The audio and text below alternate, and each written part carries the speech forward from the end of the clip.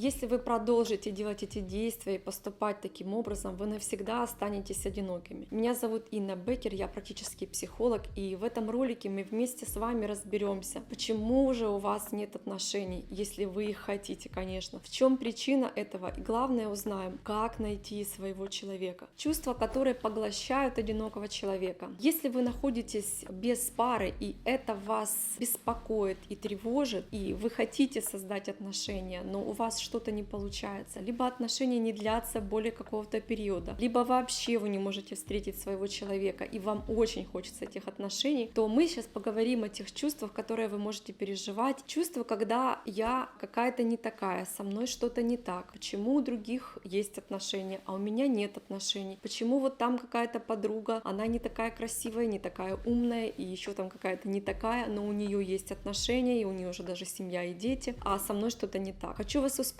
с вами все так. Есть такая фраза, что всему свое время. Вы можете быть банально не готовы к созданию отношений. Это как когда есть такой скрытый период роста, и что-то в вас должно измениться, трансформироваться для того, чтобы вы были готовы к тому, чтобы создавать какие-то отношения. Нам надо не какие-то, нам надо хорошие, да, здоровые. Можем определить какие-то причины, что способствует тому, что вы не в отношениях. Первое — это, конечно же, травмирующий опыт родительской семьи. Проанализируйте, в какой семье вы росли. Если, например, вас воспитывали родители, которые очень часто ссорились, или вы не знали, в каком настроении сейчас вернется мама с папой, они будут целоваться или они будут драться, неизвестно, вы постоянно были в каком-то таком тревожном состоянии, то там и тогда, возможно, у вас возникло вот такое вот убеждение, что отношения, семья равно небезопасно. Это находится на уровне вашего бессознательного. Для того, чтобы достать эти убеждения, вам обязательно нужно вести дневник автоматических мыслей. Просто записывайте все мысли, которые возникают в отношении мужчин и в отношении,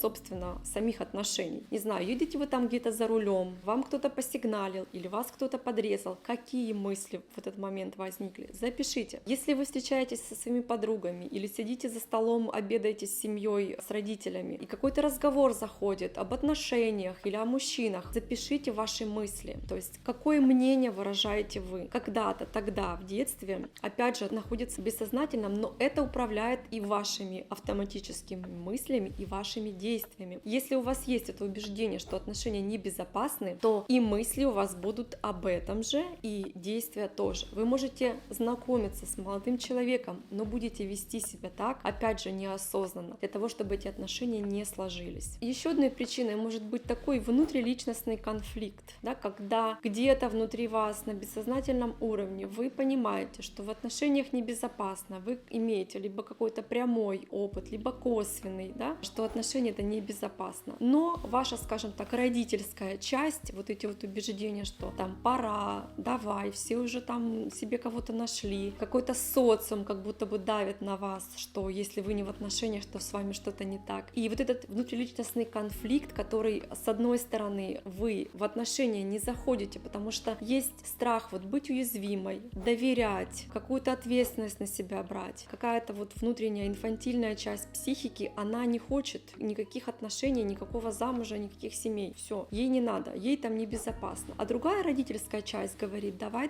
пора. Ну что ты вот тут засиделась, у всех уже все есть, а у тебя еще ничего нету. И внутри вас такое может происходить, напряженные вот эти вот отношения. Это происходит потому, что есть неподрощенная внутренняя взрослая часть. Это именно эта взрослая часть, которая этот конфликт урегулирует, которая скажет, что нет, скажет этому внутреннему инфантильному ребенку, да, который никаких отношений не хочет, что все нормально, в отношениях можно быть в безопасности, отношения можно построить здоровым способом, нужно лишь этому научиться. И успокоит этого критика вашего внутреннего родителя с вот этими вот наездами: давай, быстрее. Но эту взрослую часть нужно подрастить. Это можно сделать самостоятельно, это можно сделать со специалистом, что я очень рекомендую. И начните с того, что отслеживайте ваши автоматические мысли. Так вы найдете те самые убеждения, которые скрыты в этой детской инфантильной части психики, которая не хочет никаких отношений. Что там за убеждения у вас скрыты? Потому что какие-то автоматические мысли будут вам показывать, откуда, как говорится, ноги растут. На моем курсе «Подготовь себя к созданию здоровых отношений» мы проходим все этапы. Мы смотрим, как у нас устроена психика, мы смотрим на потребности, границы, границы, ресурсы, всевозможные образ мужчины, образ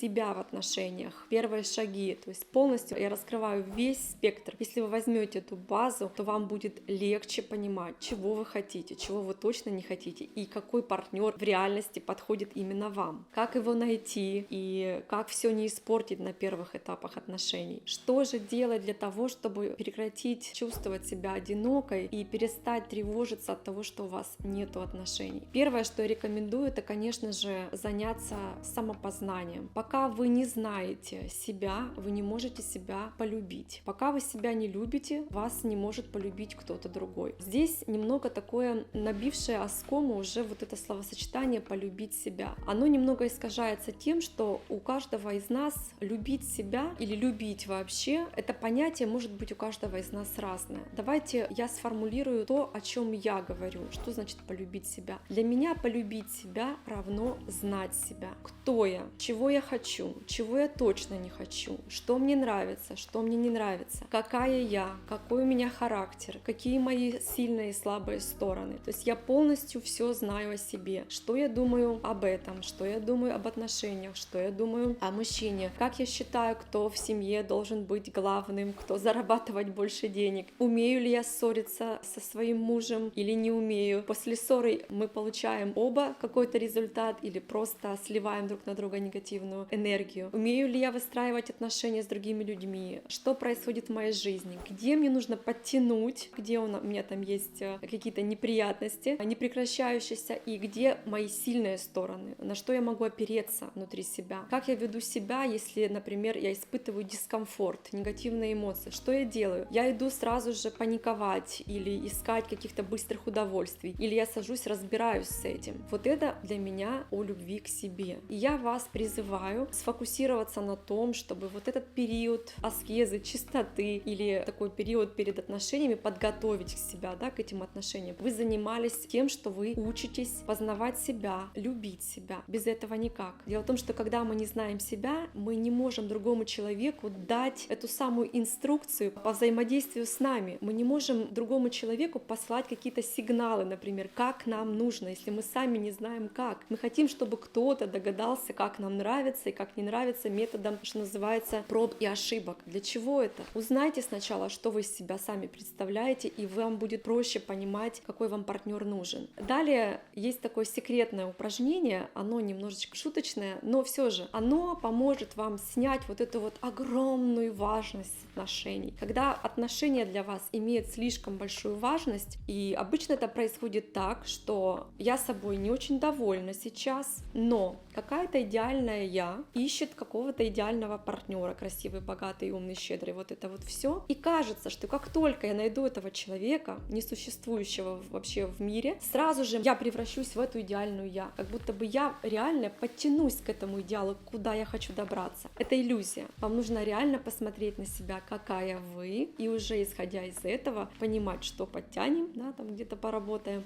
что оставим как есть, с чем-то там нужно даже будет смириться, это нормально, и находим себе подходящего человека. Есть такое секретное упражнение, оно снимет важность, потому что вот когда женщина, я часто вижу, она очень-очень-очень хочет, и для нее она делает вид, что нет, не так уж и хотелось, и в итоге все портит даже вот этим вот ощущением, что мне не очень-то и хотелось, а самой хотелось бы, потому что это считывается и в глазах, и в движениях каких-то, что ей очень нужны отношения. Во-первых, важность, что делает, какой негатив она вносит. Вы можете вляпаться в такие отношения, которые вообще не ваши. Второе, вот эта важность не дает вам периода приконтакта, да, когда, так, подождите, не спешите, мы сейчас все посмотрим, разведаем, подходит ли нам это, да, когда мы можем из-за вот этой быстро сами попадать в неприятности, да, про абьюзеров уже напомню, есть такое видео, где действительно человек все делает очень быстро, поэтому здесь вот эта вот важность, она как раз в зоне опасности находится. Так вот, вам нужно создать ощущение, что мужчина уже есть. Да, когда вот эта психологическая важность мешает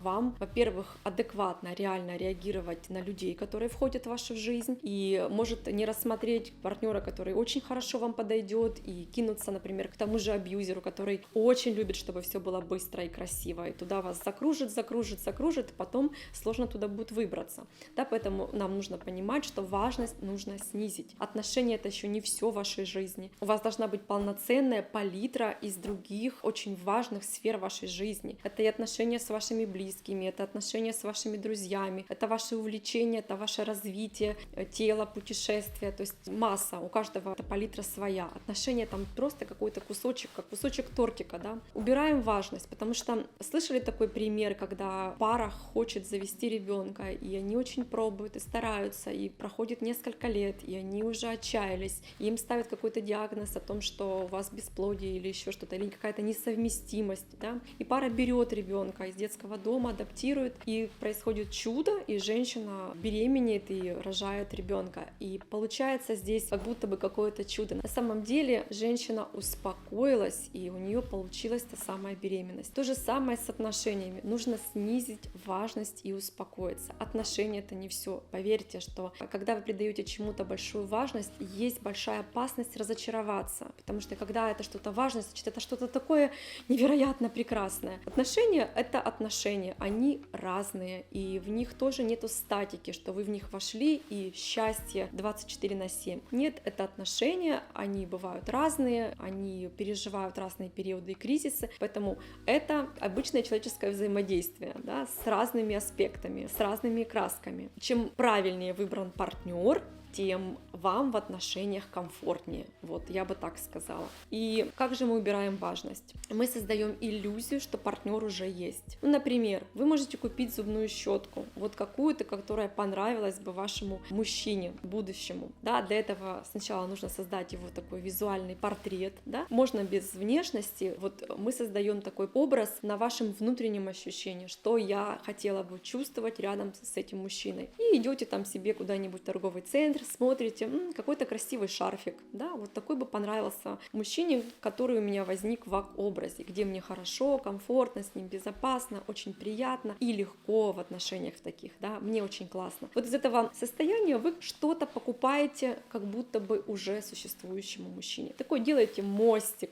да, в ваше будущее. Это может быть зубная щетка, это может быть какой-то шарф, это может быть, не знаю, какие-то там домашние тапочки или что-то еще, или чашка для кофе, что-то такое, что будет символизировать. И это немножечко снимет вот эту важность, как будто бы партнер уже есть, он вот-вот где-то вышел, да, но уже для пространства он как будто бы существует. После того, как вы выполнили предыдущие пункты и стали чувствовать себя немного спокойнее в вашем прекрасном одиночестве, вы можете там черпать очень много ресурсов, познавать себя, что может быть интересней. Вы берете на себя ответственность перед тем, как встретить вашего партнера, поработать над этим, сделать работу над ошибками, понять, кто вы есть на самом деле, пройти курс или консультации у психолога, проделать эту работу самостоятельно, как вам нравится. И чтобы у вас не произошло, как в той сказке, когда они поженились и сказка закончилась, да, чтобы произошло наоборот, чтобы вы, проведя эту работу сложную, но очень интересную, встретили своего любимого человека, подходящего вам по всем параметрам, и поженились, и сказка только началась.